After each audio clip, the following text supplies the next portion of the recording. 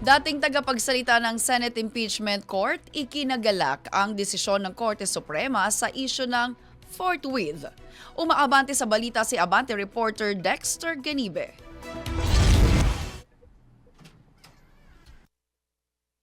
Ikinatuwa ni Atty. Reggie Tonggol na dating tagapagsalita ng Senate Impeachment Court na vindicated ng Korte Suprema ang naging hakbang ng 19th Congress sa paghawak ng Articles of Impeachment noon laban kay Vice President Sara Duterte. Sabi ni Atty. Tonggol na ang hakbang ng Impeachment Court noon sa pamumuno ni dating Senate President Gigi Escudero na hindi sinakripisyo ang due process sa public pressure ay kinatigan ng kataas-taasang hukuman.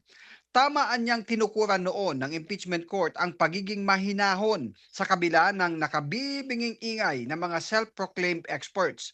Ang 1401 na desisyon ng Korte Suprema ay nagbigay linaw na hindi ora-orada ang kahulugan ng forthwith kundi isang makatarungang panahon.